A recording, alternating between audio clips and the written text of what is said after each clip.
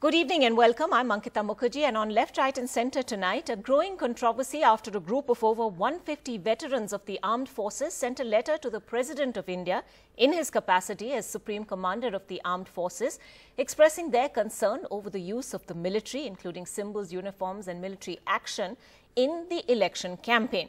In that letter, the veterans wrote, and I quote, "We refer to the unusual and completely unacceptable practice of political leaders taking credit for military operations like cross-border strikes, even going so far as to claim the armed forces to be Modi ji ki Sena. We respectfully urge you to take all necessary steps to urgently direct all political parties that they forthwith desist from doing so."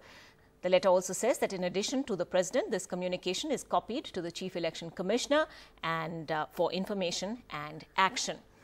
Now, Rashtrapati Bhavan sources said that they had received no such letter.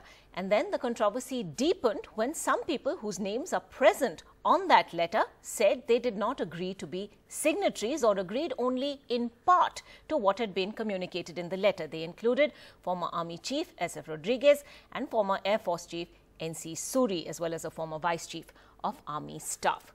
Well, today, Major General Sudhir Vambatkare, who organized that campaign, has written, "This writer meticulously recorded the email responses of veterans who had endorsed the letter to the President in the time sequence of their receipt, and the responses of all three senior veterans who had denied having endorsed the letter are on record.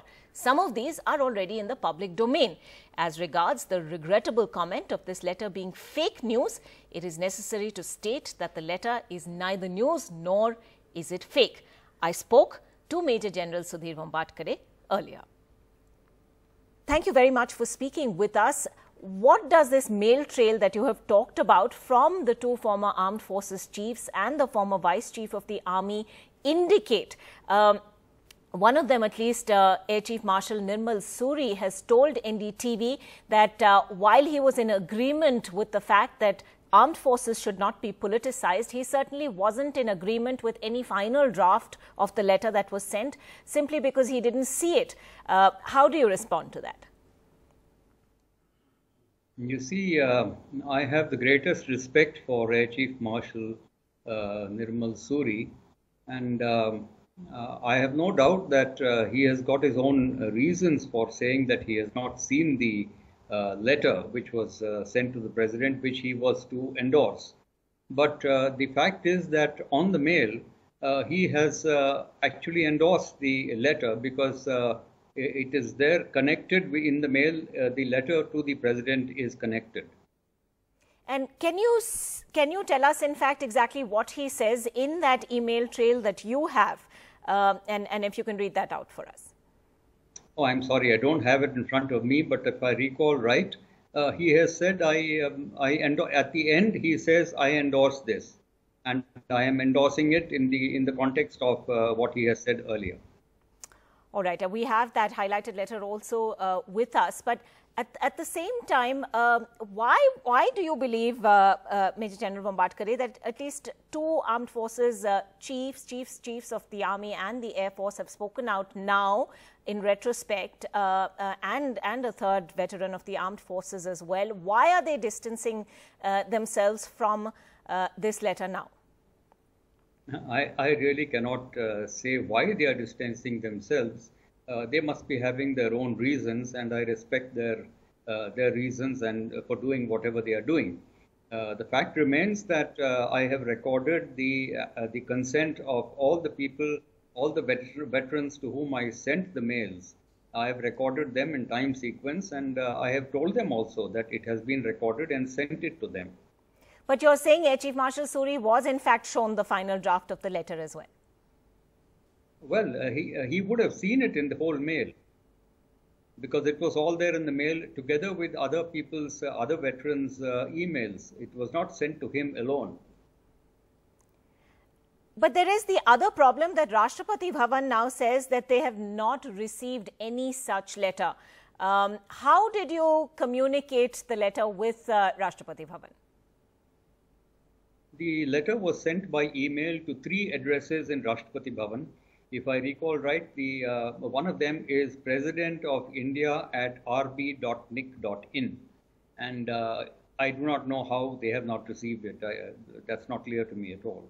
So you believe you sent it to the correct email address? Of course, it was sent by Major Priyadarshi Chowdhury.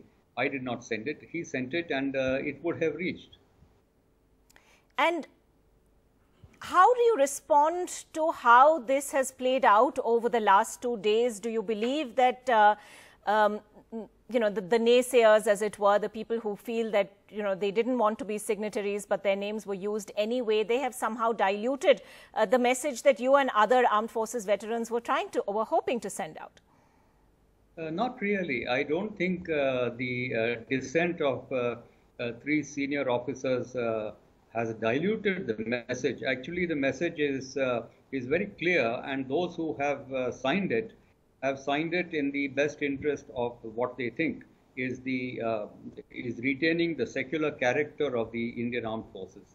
So their dissent or withdrawing from signing it has not made any real difference to the message, the context, the text of the letter. All right, Major General Vambadkar, thank you very much indeed for speaking with us and setting the record straight on that. We're also joined on the phone line now by Air Chief Marshal N.C. Suri, the former Air Chief who did respond to the email campaign but has now distanced himself from it. Thank you, sir, very much for speaking with us. Now, we just heard from Major General Vambadkar, who says the final draft of the letter would have been in the mail trail that you received. What would you like to say about that, and why have you not wanted to be a signatory to this letter? Well, thank you very much. Thank you very much. I'd personally like to begin by stating that as far as the armed forces is concerned, they are my family. So I am not on a 1v1 against the armed forces. I'm speaking on a concept that a certain mail has been sent to me, to which I have responded, which I think your Major General has just said that I have responded. Now, what have I responded is what I want to read out to you. I am of the firm opinion that the armed forces must continue to be apolitical and oriented to serve the country through the democratically elected government. Mark the words, through the democratically elected government. This would be in the larger interest of the country. It is in this context, please mark this, it is in this context that I endorse the appeal to the Supreme Commander. I have signed there Chief Marshal N.C. Suri. Now, the punchline here, it is in this context, which means it is only this that I support. And if you ask me as to why don't I support the politicization of the armed forces, it's because I have no evidence available to me. For instance, I cannot loosely use the word that people are being politicized. On one side, we say people are being politicized, other people.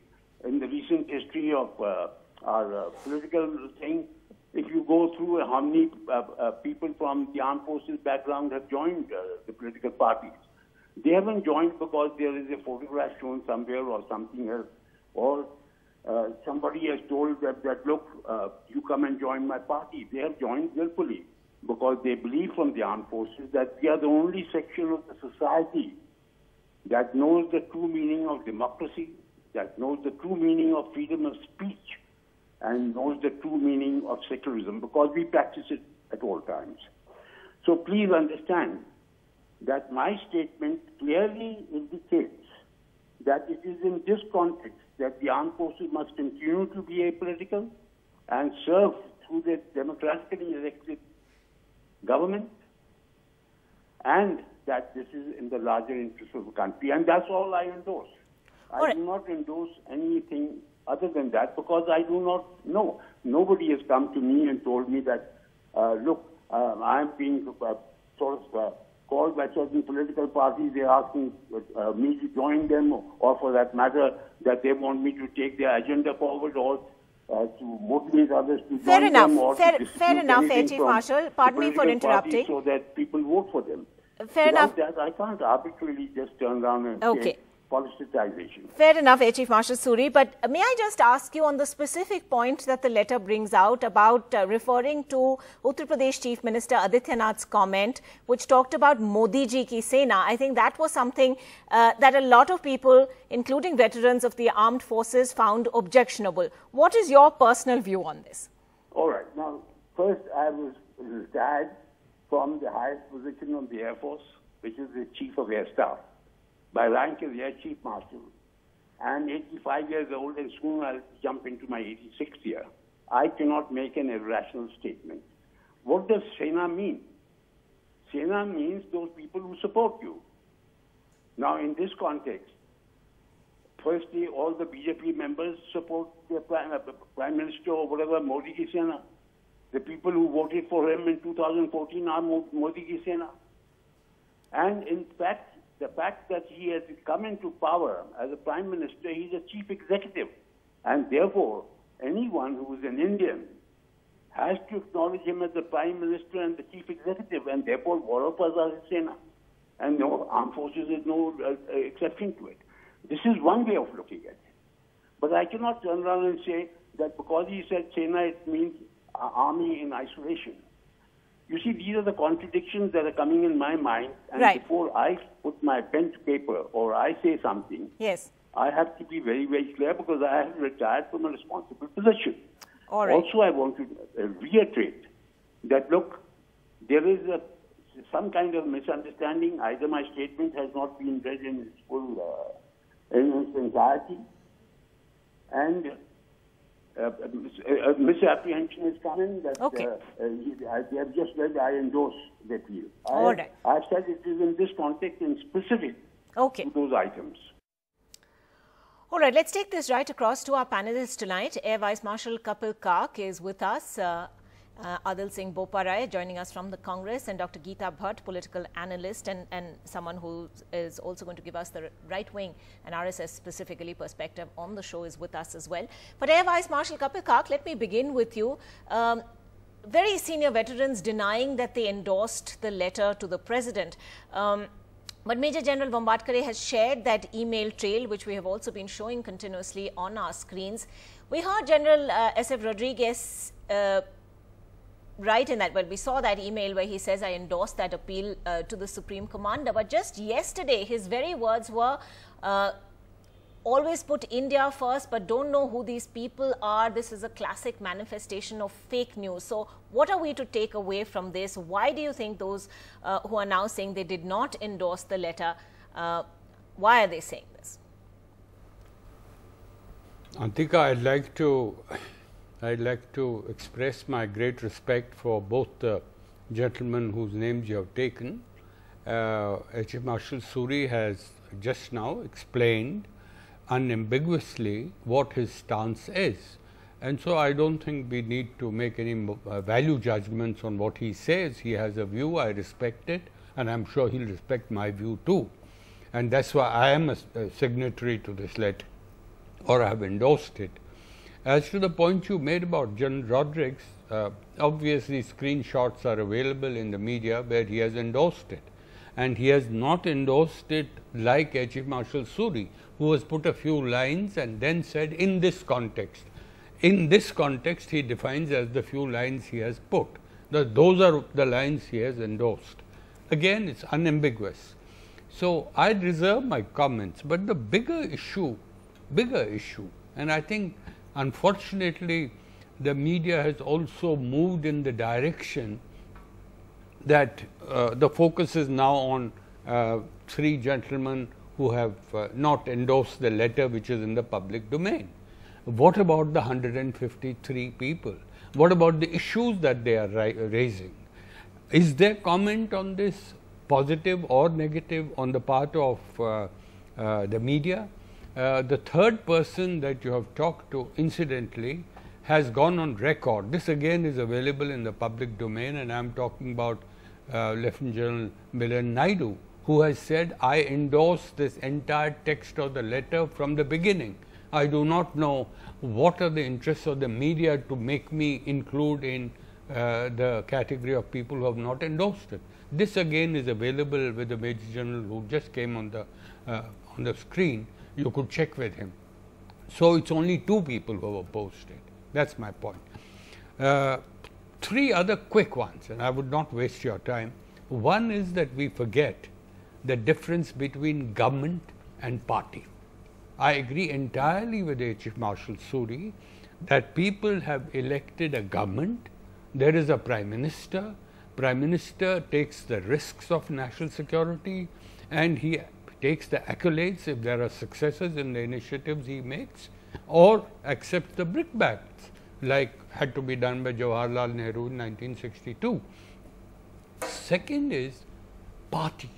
Party is strictly a political party. Armed forces have nothing to do. I am sure Air Chief Marshal Suri will agree with this point. We have nothing to do with party. I have never dealt with the party in my 40 years in uniform.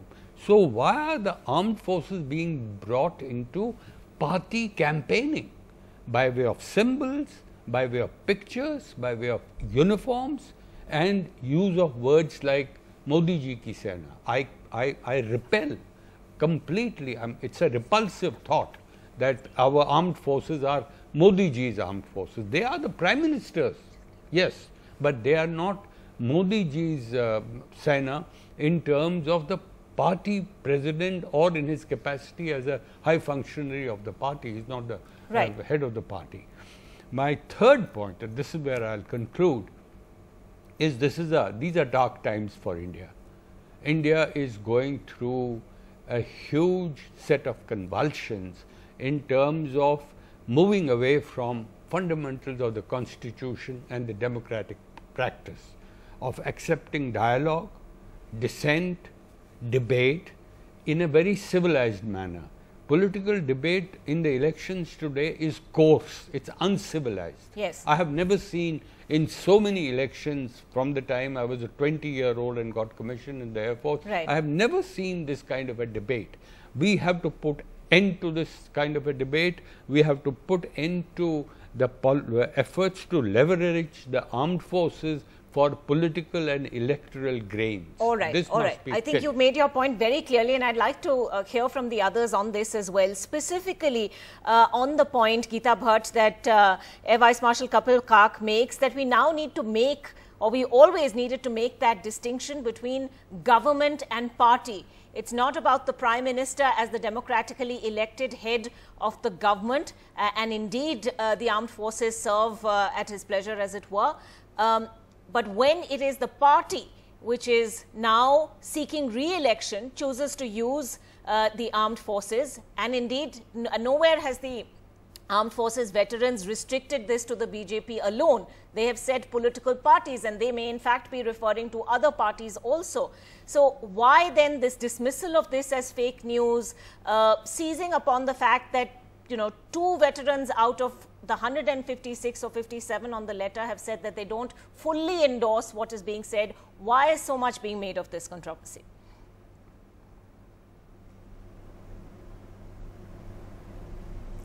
Yes, Ankita, I'm sure the veterans, they mean to address all the political parties. It is echoing, if you can please correct it.